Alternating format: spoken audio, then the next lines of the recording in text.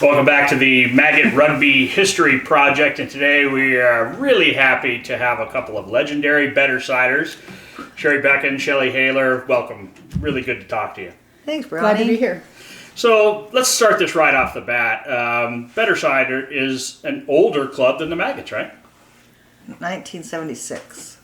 Okay. That's when they started, so yeah. And were you in that early group, or did you come a little bit later on? I came in 1979.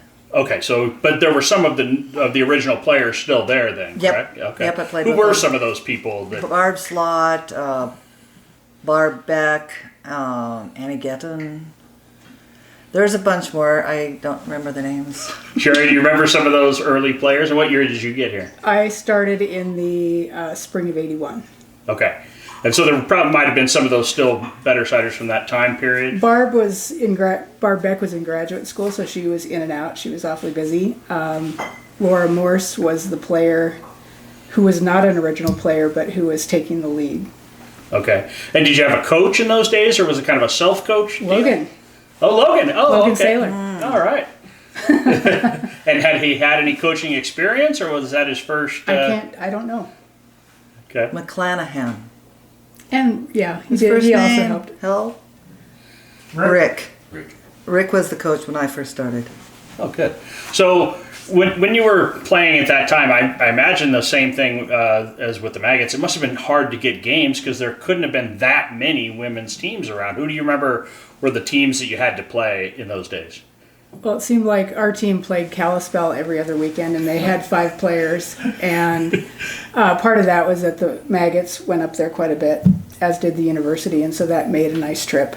We also went to Moscow once in a while, and that was really pretty much what we did because we just had a handful of players. We didn't really have enough people to play a full game. A 15 game, not even close. So it was like 10s a lot, or? We played 6s and 7s against Kalispell, and often we gave them players. Right. And were you, when you were recruiting players at that time, was it mostly university people, or was it people from the community? Who were the Bettersiders of, say, 76 to 85? Who were those people? Definitely university. Okay. We would have the table there for all the clubs. Oh, right. During spring, there's quarters then, I think. That's how we would try to recruit. And so brings me to the next question of, Sheri, you were here second, but how did you get into rugby? What was were you at a club day and you said, oh, I know, I'm going to go play that, or? No, actually, that's a great question, which brings up the story that my roommates, Carrie Connolly and Marie Turner, had decided to play rugby. They said, oh, you should come to rugby. You really like it. And I went, no, I don't think so. But they were having a game one day, and so I went to watch. I guess it was a scrimmage, so I went to watch. They begged me to come, and then, of course, I got drafted from the sidelines, and that's all it took. I think that's a pretty common rugby story. Yeah. Shelley, how about you? How did you first get involved? I'm trying to figure out how to make this short, but it's going to be a little long. No, it could be long. That's the I beauty was of from our format. Billings, and Dave Oberweiser was trying to recruit a bunch of the high school guys that were all my friends. Okay. And I said, you give me a women's high school team or a women's team in rugby, I'll play. Never happened, but I ended up coming to Missoula in 79, and I had answered an ad in the paper, or on the board there at the UC for a roommate, and it was at the Poverello, and it was a space taken because Danny Steiner had left. And so I'm there with this new roommate, and she said, my old roommate's going to come over and make cookies.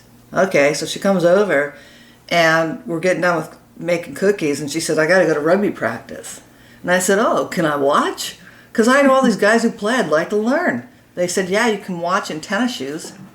So we went over to the old men's gym, and it was winter, and I really liked it. I enjoyed it quite a bit, working out, but I'd still never really played. They'd try to get me every day, and I liked the practices. And then one day I was mad at an old boyfriend, and I said, screw it. He said not to play rugby. I'm playing. And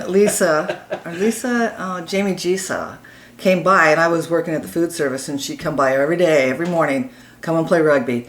She said, got a game in Bozeman, a tournament in Bozeman. And I said, all right, I'll play. I'll play with you guys. And so it was my first tournament, my first game. And she said, but you got to call this woman named Ro, and you'll have to get a ride. And I said, all right. So I called this woman named Ro, who I knew because we would practice. And she said, oh, you can ride with us, but you're going to be riding with an asshole. So I said, okay. So I go meet in this alley of John Stevenson's house. I don't know these people at all, really. And along comes this Volkswagen bus with this guy. He's all tan and driving with his dog, and there's other people in the Volkswagen van. I'm like, oh, fuck, there's the asshole. And so we all climb into Pagey's van, and we take off. And I'm in the back with Jamie Hoffman and Ro, and Ed Harpster was in the passenger seat. Well, it turned out it was Ed who was the asshole. Oh, not Paige. Not Paige. Ed and Ro were roommates, and they were mad at each other. And okay. So I went to Bozeman and played, and that's Wes Hubbard came up to the Volkswagen van with his crazy hair and smashed his forehead into the windshield and cracked it right there. And I thought, oh, okay, I'll play, but I'm out of this. I don't think I'm going to really stick around much, but I did. Do you remember anything about that first match that you played? Anything about your thought of like, what am I doing out here? Because as we all know, training's not really rugby, right? Like training in a gym and actually being in a match are not the same thing. I just remember being really, it was muddy and cold, but I had ran track for the university, and I had a blast because I could run if they gave me the ball. Right. So I just had fun doing that, but then I learned about tackling. And that was pretty fun. So I pretty much stayed with it. And then I went to the University of Maine for an exchange program, and I was so fortunate. They had just won nationals, the women's rugby national team. So I'm working out with these people who were amazing athletes, rugby players, and I went from just knowing how to run to playing rugby. Right. And so I was gone when Sheri started. Oh, okay. So I when you showed came up- back, that's when she was already here. Okay. Yep. Oh, wow. And Sheri, how did you get into it? What was the... Just the roommates getting me to come to practice. No, but I mean that first, do you remember the first tournament or the first game that you played? And I don't remember the first game, but I remember that scrimmage that they had against one another being really just fun. Yeah. They were good gals, but even more than that, the game was just fascinating. Yeah. And what positions did you play?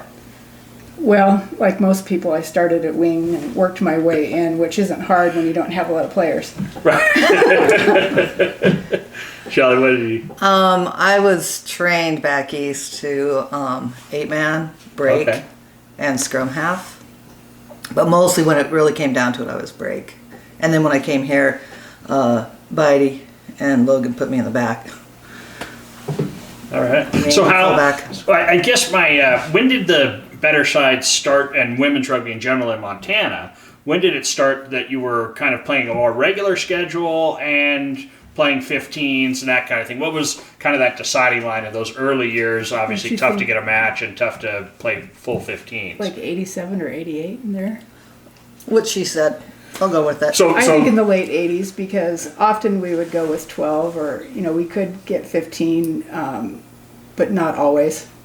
And were women's teams in the Maggot Fest at that point, or when was that first time that the Betterside played the Maggot women's Fest? teams there, but probably Kalispell, probably Moscow.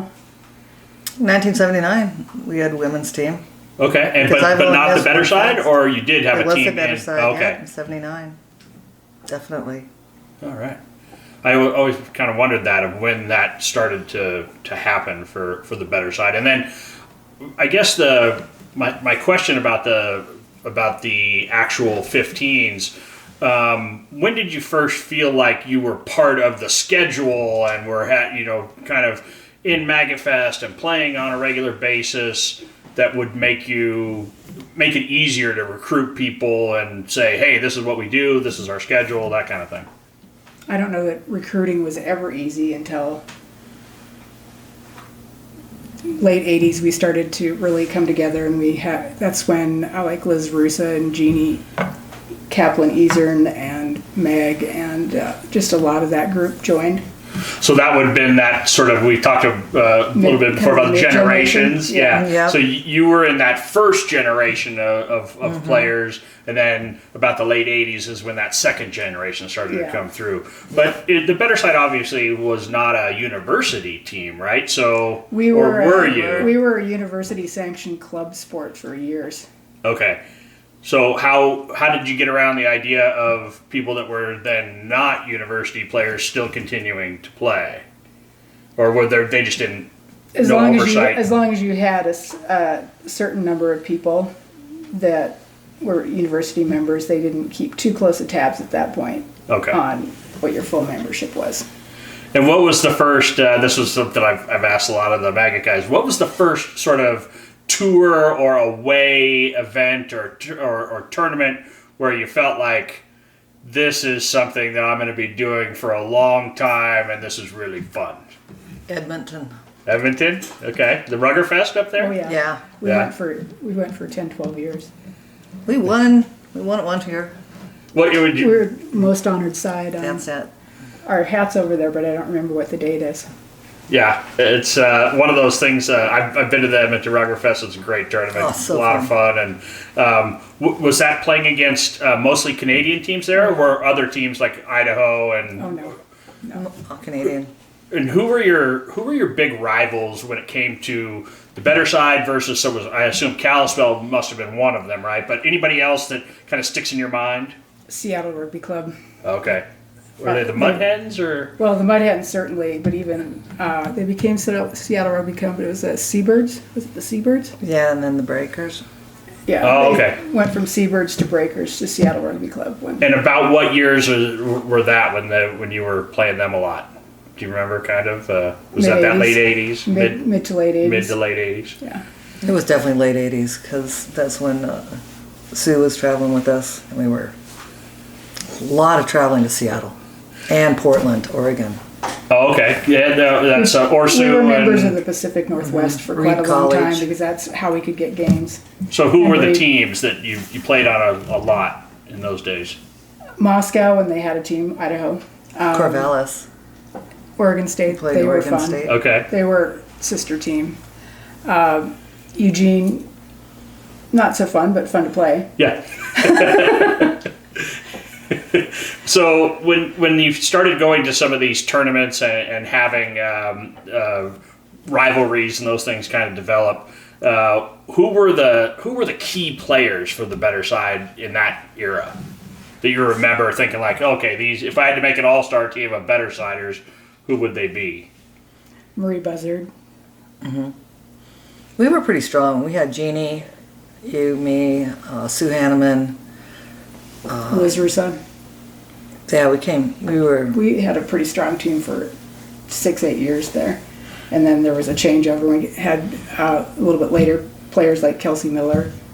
Okay. we had the Midsiders. That's what they Yeah. call What themselves. were they? Tell me that. What's that about?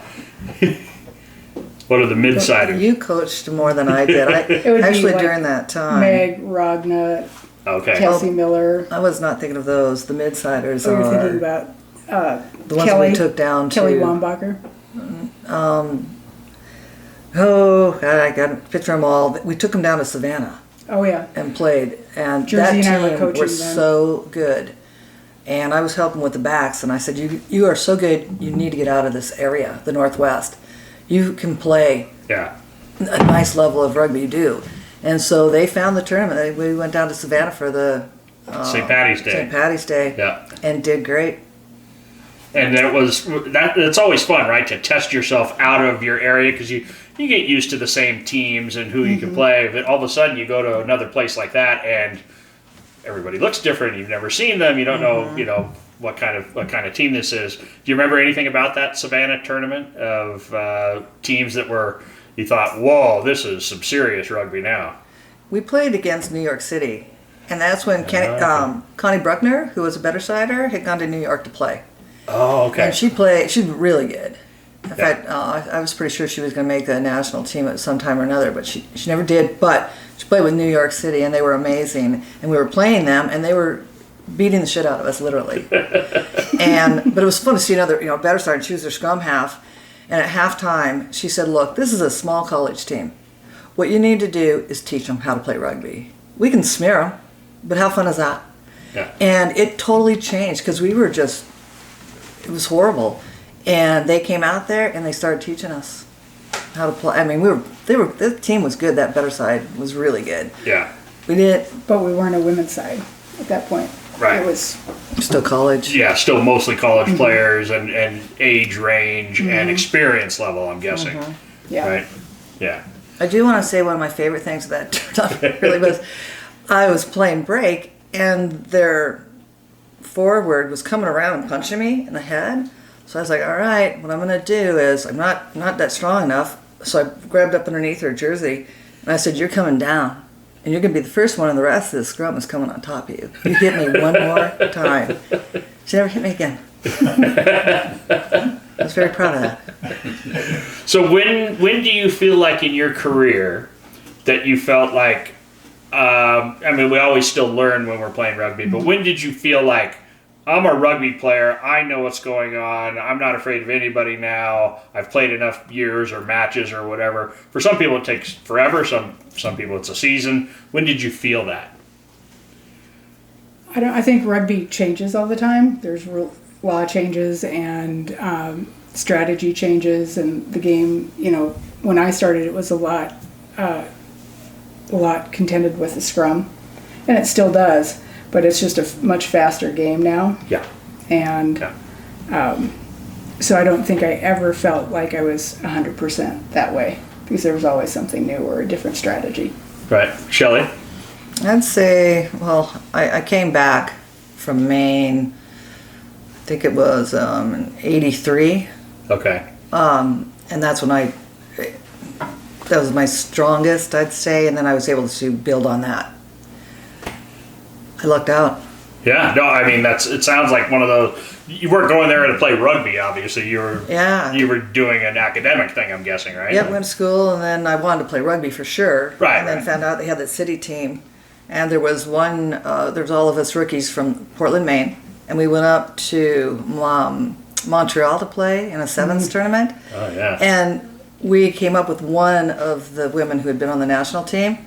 But we all have been practicing. Yeah. And they've been teaching us, and we got up there, and it was fun to walk by, and they're like, "Oh my God, it's the national team!" And we're like, "Yeah, we are." I think for women's rugby in Canada, I think Montreal is kind of the hotbed. It has been for 40 years. I think that if you look at the makeup of the national team, it's more heavily weighted towards Montreal, whereas the men, I think it's Vancouver and Toronto, kind of, a little bit out east. But Yep.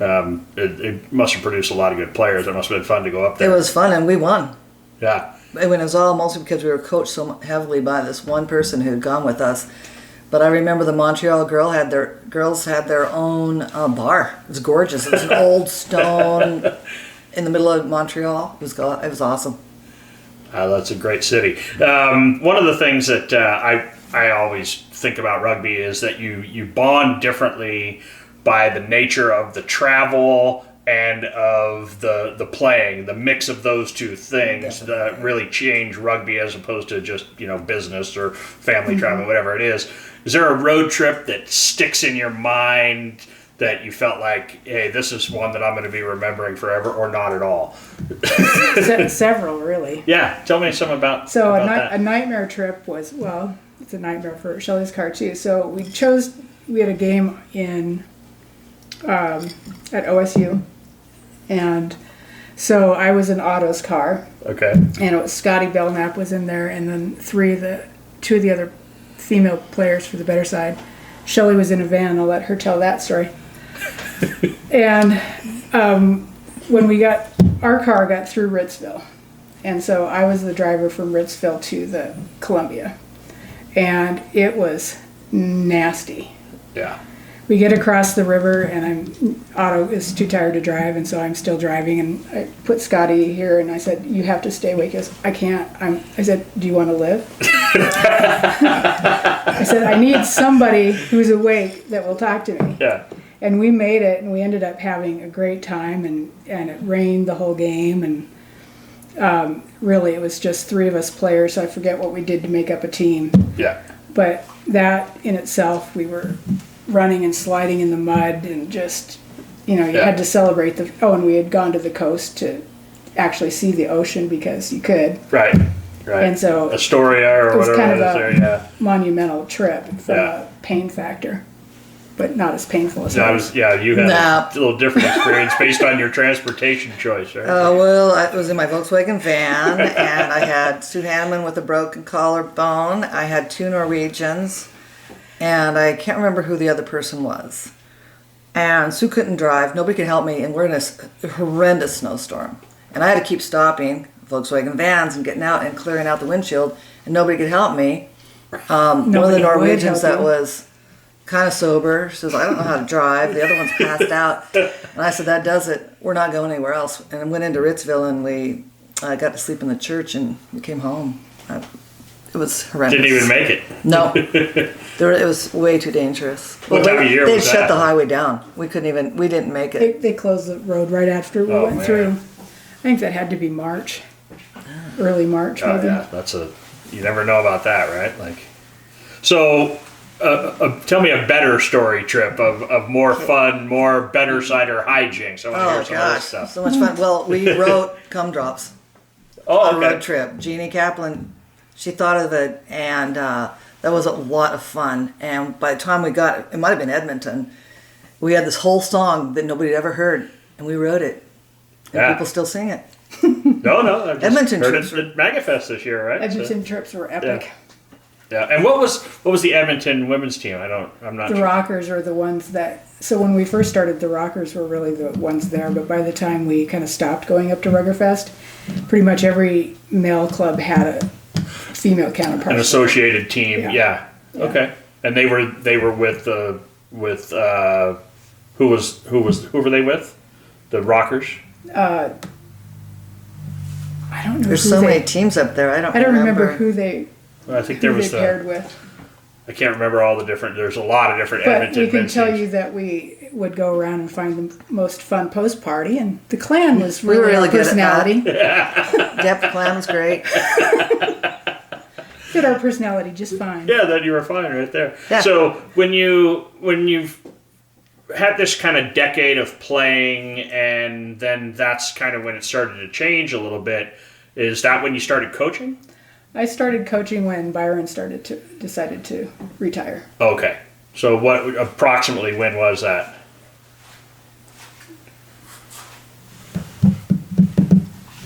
2000 maybe? Okay. So Yeah. a really good run of active playing, right? Yeah. Yeah, I think about 17 years. Oh wow. And then I had the 2 kids, Ryan Blue, and I think when Blue was about 4, I just had to quit. Yeah. I couldn't recuperate. By the time the next weekend came along, my body was just hurting, and kids, so I pretty much retired then.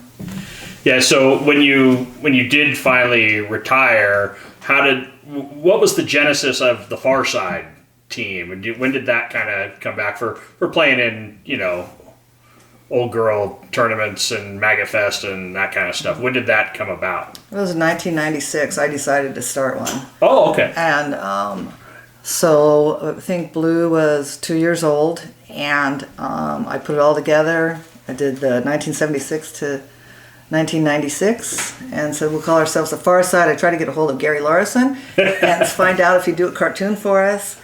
That didn't go over so well. No. So we made our own. We did Cal Miranda, something like that. But that was when I started the Far Side. Okay, and that seems to be going very strong now. I would imagine. I think so. Yeah. Just from the last, sort of 20 years since that happened, or 28 years, I guess, since that happened. But every year they seem to have, obviously more players, but the nostalgia and the spirit of it seems to be tracking in an upward direction. Yeah. Why do you think that is? When rugby in general sometimes seems to fade a little bit. What was it about the Bettersiders and then the Farsiders that really brings that kind of spirit out of people? I think we all love coming back well, I don't have to come back, but Yeah. people that live away love coming back for Fest and running into everybody and telling stories and having a good time. Dressing up in the theme. Exactly. Yeah. How does that? Who's on the committee to choose the theme? How does that happen? The Betterside chooses the theme if we go Oh, as okay. one. Oh, okay. Oh, good. And so when I know some of the names that you're saying. I haven't met some of those people. Many of them I do know and have met them over the years. But who is somebody that sticks in your mind that maybe isn't around Missoula anymore, or maybe unfortunately not with us, that sticks in your mind as that's a Bettersider that really, kind of was the epitome of really giving the spirit to it? Oh. It could be somebody here too as well, though.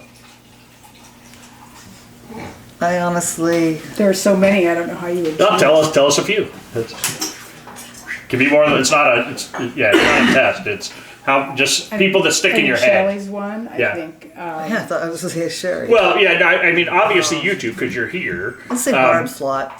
Okay. Yeah. Definitely, Yeah. because then she went down to Pocatello and coached there, Right. and she's always been in such huge support of the better side and the far side. I'd say Barb Slot. Okay. That's one of them. Somebody else? Let me come back to that. Yeah, we'll come back to that. But here's a question I ask everybody that comes and sits down. Who in your mind that you played with, not that you saw play, but that you played with, was the best rugby player that you ever were on the same team with? Could be one time, could be years worth of playing. Connie Bruckner. I would Connie say so Bruck- too. Oh, okay. Rarely do we get, the agreement like that. Tell me a little bit about Connie. Connie B. Or Cop Connie. Yeah. She was one of our people in blue, and then she was a detective and just retired about a year ago. She was an amazing athlete. I don't know what she did. She was a soccer player from Seattle, Okay. and we got her, and she's just such a good athlete. When we were coaching her, I said, you need to go try out for nationals. You can make it. And so we did that, and I don't know, I don't remember what happened, but she did go to New York and still played phenomenal rugby. So when you go to look at obviously it's changing now, obviously with the tournament that we saw just here this weekend, high school girls playing, by the time they get to college, they may have had 3, 4, 5 years. I imagine there weren't any of those people on the better side, right? Everybody came from another sport, I'm guessing, around that time. A lot of soccer players. That's what I was getting to is what was the sport? And it was soccer players mostly? And why do you think that is? Well, there were a lot of people who I think aspired to play college soccer, but maybe weren't either quite at that level or they didn't want to put that much work into it along with school, not realizing how much time Right. and effort and playing rugby and the social life that surrounds it takes. But we got some really great soccer players. That's right. Roe was a And- soccer player, and when I started, actually Bill or Skip could probably tell the story better than I can. The ladies, women, got tired of just sitting there watching or standing there drinking and watching rugby, and they said, "Screw it, we can do this. We're going to play." And that's when they pulled that group together. And I don't even know who all they are. I just Barb and Annie, and they said, "No, we just drank. We weren't athletes." They were on the drinking team. Huh? They were, and they pulled it together. Let's take a little break, and we'll come back with some further questions. Oh no! My water broke. Great. So as we know, rugby is a really unique sport in the social life that it surrounds it and that it contributes to. You must have some interaction stories with the Maggots over the years, being in the same town and having so many people, close to each other from both clubs. Anything that jumps to mind right off the bat? Well, this is 100% a Maggot Betterside story, but Graham Mayer was our roommate for a while, and so we had Champagne Graham before he left, and all the guests were rugby players, and you couldn't come to the party unless you had champagne. People would bring 6 packs of beer, and I'd just not out loud. It's only champagne. We found champagne cork for months. Yeah. We cleaned up 50 bottles of champagne. Because we started at noon, and by 5:30 we were all having dinner at the Oxford. It was epic. Oh boy, I can see those types of things, how they get rolling like that, right? Like, Yeah. Well, they used our ceiling fan in the kitchen as the Vegomatic. And then Hollywood thought it was a great idea to throw flour up in it. It was a mess. Watermelon, like watermelon balls and flour paste. The Vegomatic. yeah, the Vegomatic. Any of the Maggot Fest stories that stick in your mind of different times? I know I don't remember what year it was, but you were mentioning about when the Far Side and the Better Side played each other. Tell me that story. Well, it was the first year that we'd had the Far Side, and we thought it was a great idea to play the Better Side. Why not? And we had a ton of women come and play. I mean, come and join with the Far Side. I think there must have been 50 people. And so we had a pretty strong team. And then Kahlua from Hawaii taught us how to do the haka. We were in the tents and doing it secretly, I'm not sure. But we started that game and we did the haka. And that, I'll tell you, if you do that, you feel so empowered. It's the most amazing thing. And we're watching the Better Side across from us, and they're getting more mad. And I'll let Sheri tell the rest of the story. It was rough. I think one of my co-coaches worked it up a little bit, and then they're like, are you playing? Who are you playing for? I go, the Far Side? No.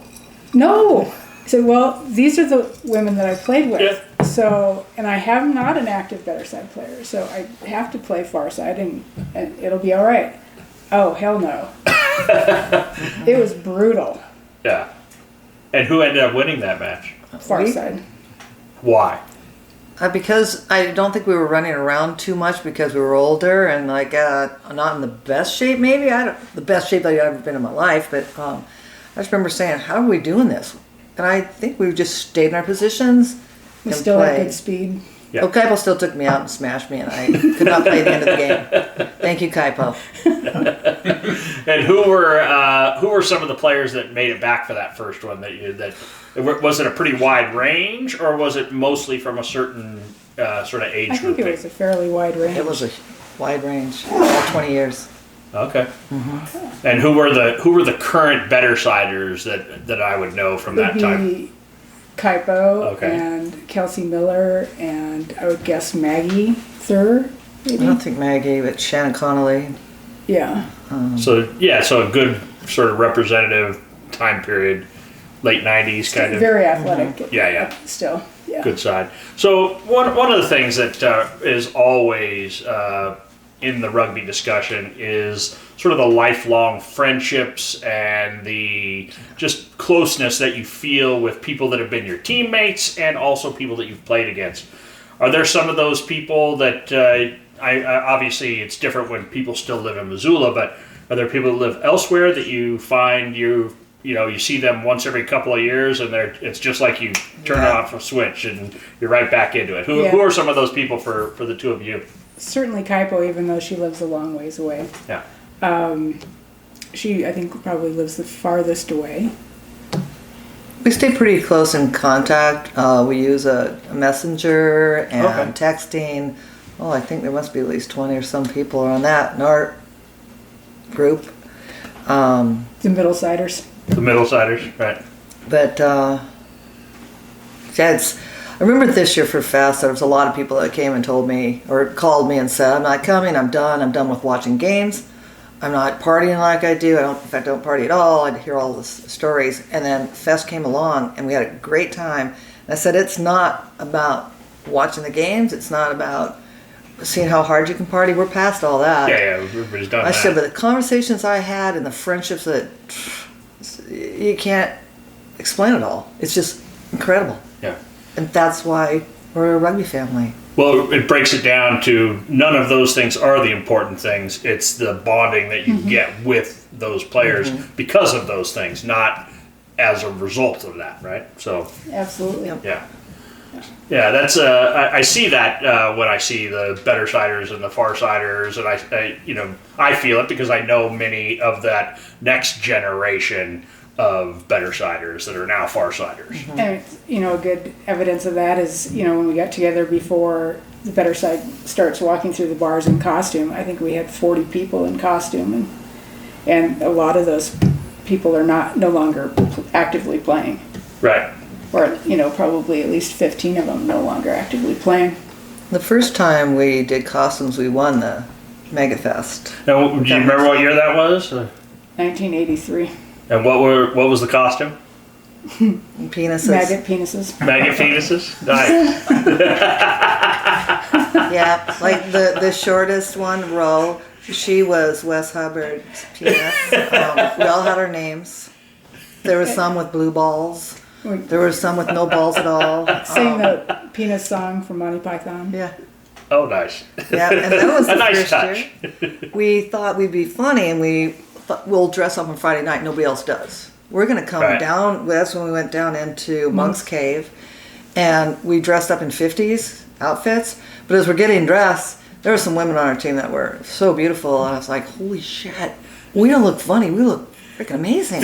And we came down those stairs, and that was fun. It was really kept fun. on doing it. Yeah.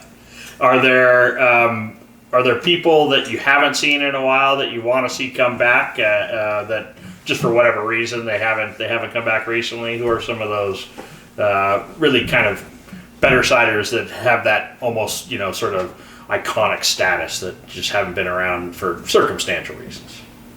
I'd like to see Annie come over. Who's that? Annie Getton. Okay. She was just put into the Hall of Fame for the Betterside this year. Okay. Our 50th anniversary is in 2 years, so we hope to get a lot of the original players back and a good number of the people who've played since. It's a big year. How many do you think you're going to get just as a guess right now?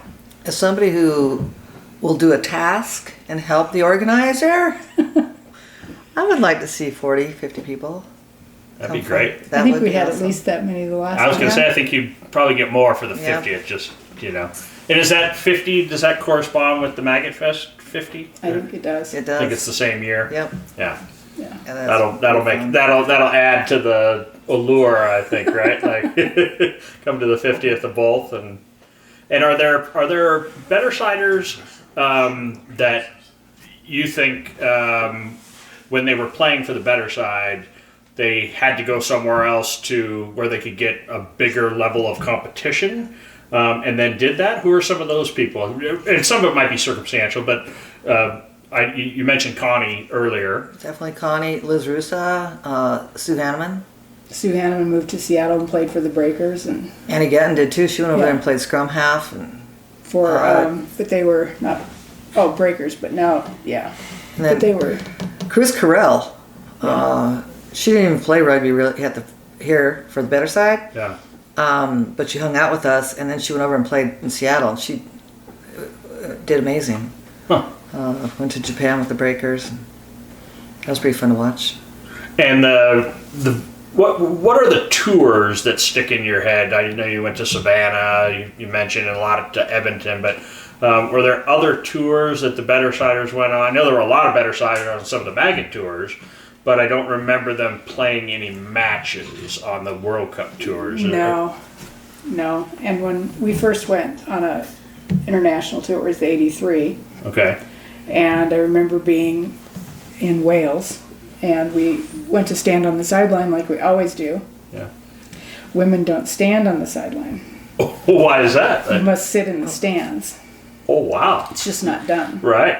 And at the same time, you weren't supposed to drink beer. You were supposed to drink lemon shanties or mixed drinks. We failed at both. And if you were going to be drinking a beer, God forbid, it has to be a half pint. It can't be a full pint. Oh. They're Nice. taking care of you. They know what's best for you over But there in Wales, right? Like- Being who we are, we did a little taunting. Yeah, I'm the guessing Maggots that didn't go over too well, just based on, past behavior. Yep. I'd say it's the tour. I don't know if it'd be a tour, but we were at the first women's college national tournament. That was a We big were tour. one of them. That was a big tour. And that was tough because they said, well, y'all have to be university students. Oh, right. But I was talking to the woman who was putting this together back east, and she said, we don't care. You show us an ID, we're going to call it good. We want Montana at the first national championship for college women. And where was that? Where was that tournament? Washington, D.C. Oh, in D.C. Okay. It was awesome. It was a huge experience. About when was that? Oh, 1990? it would be 1991.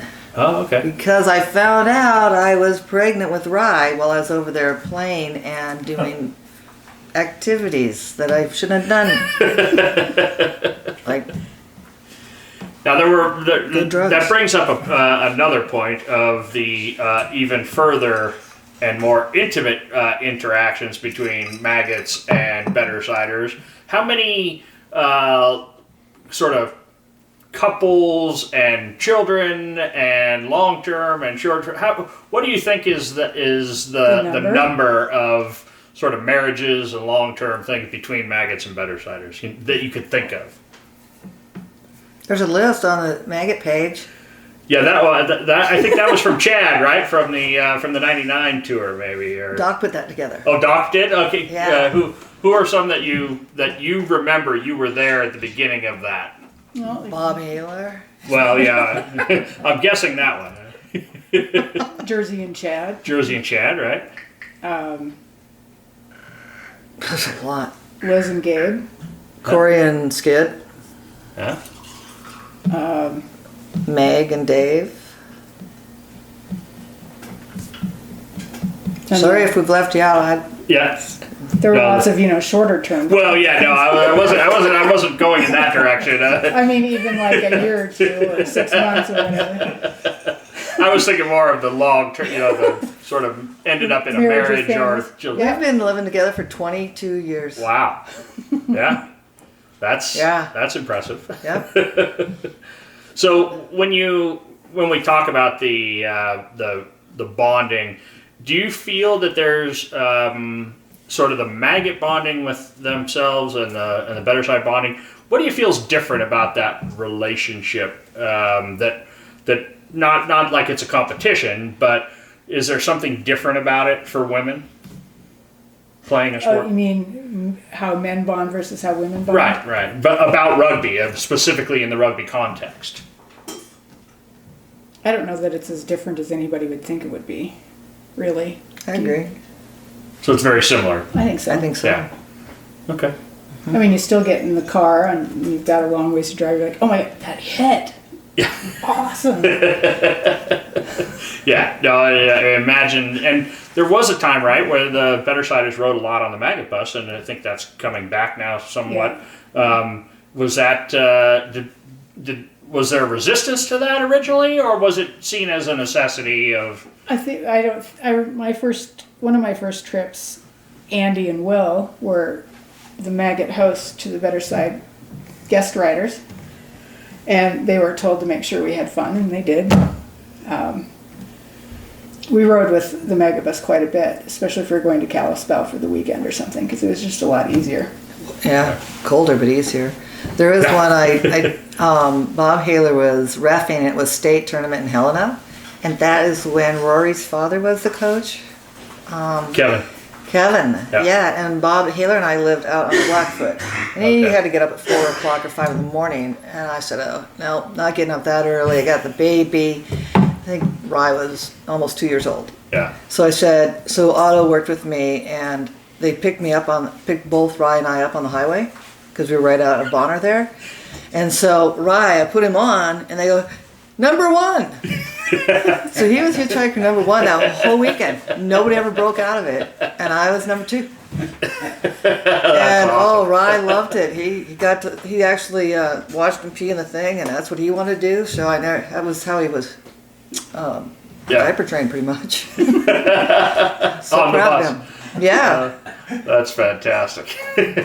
So when you spent those years traveling around with the Maggots on the Maggot bus, was there ever this idea that there would be a Betterside bus, or did you? I mean, I know you must have rented buses and that kind of. We talked about it off and Yeah. on. we didn't have a lot of money. So occasionally we were able to rent a van. Okay. And so during those times, when you became coach, you had a very long tenure as the coach of the Betterside. What was it that drove you to do that? I know a lot of people have coached the Maggots, a lot of people have coached various clubs that I've played for over the years, and it's some really special blend of enjoyment and sense of responsibility. What was it for you? I think it's a great way to stay involved, and it's a wonderful way to get to know the people who are playing actively. It's different now, and as much as I enjoy watching them, it's more fun if you know the personalities and see what they've done at practice and what they integrated in the game, and different things that they try, and even things that they didn't learn at practice that they continue to grow. That's really what makes it interesting. Yeah. I know what you're saying, because I remember I had a couple of years where I came out and helped a little bit, nothing major, but it really made me interested to watch Betterside matches when, oh yeah, this is this person, she can do this, she learned this, she's now tackling with, that kind of thing, and you don't get that when you don't actually know who they are, I think, and that's one of those ideals where I think how many years did you coach for? I can't even tell you. A lot. A lot. And what was the part that you, other than knowing that, what did you get out of it sort of emotionally? Because I know that I've coached women's teams at my alma mater, and I just it was a lot of hassle to get there. I was on one side of LA to another, but even though we weren't a very good team, I remember those teams in a very special way. How do you feel about your teams, and do you break them up like that? Certainly there are teams that I was closer to. Okay. And to some degree, the older you get, the more that changes a little bit. Right. But you still get the satisfaction of seeing someone grow as a player or grow as a human. Right. Try things that they've never tried before or thought they could ever do. That's just really the phenomenal part. Yeah. And Shelley, who were the coaches that really sort of had an impact on you and your career playing rugby for the Betterside? Well, I remember you mentioned earlier the coach you had in Maine was somebody that was kind of instrumental in kind of turning the light on for you, I think it sounded like. Yeah, that's such a whole different ball game. I mean, we would run up a hill with one of our players on our back. Our workouts were intense. They were as hard as any track workout I ever had. But I would say the person here was Mike Anderson. That's what I was gonna say. And what was his time period approximately? Gosh, I don't remember. It's when he first came back, and this was Sue and I were in the back line, and Corey Wolferman and Jeannie. And he started teaching us plays in the back line that we never. Timing. Ours was just throw the ball. Right, rather than just run. Here's the ball, run with it, and tackle somebody in front of you. Third person that's gonna. Yeah. Who's hitting the line? Who's breaking through? Yeah, that kind of thing. Taught us to cheat tackle. It works. Mike was good.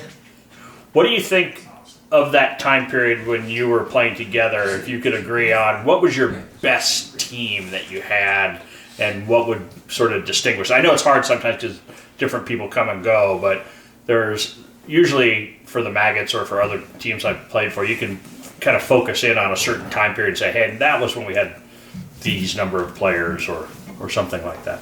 It was that Nationals time or just pre-Nationals. Yep. You've got Shelley, Jeannie, Sue, you've got Liz Russa, you have just phenomenal athletes. Yeah. And what about when was that? Sort of early 90s, or you're saying? I would say. Does that seem right? Well, back. Well, yeah, 90, 91. Okay. Yeah. And that had to be fun to play. And who were some of do you remember any of the victories from that time period against specific opponents, or? I don't. No, one of a victory that's going to be silly, but we were playing in Seattle and it was pouring rain and we were starting to know rugby well enough.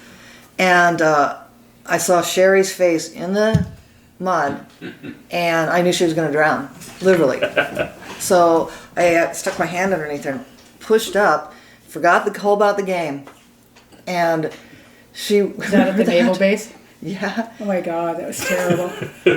Seagulls Just like had on a been mud all- field, or Yeah. It had was grass, but it was pouring rain, and there was seagull poop everywhere. fun. It was And gross. I remember coming out of the shower, and somebody else, I go, nope, mud on your back. They're like, mud.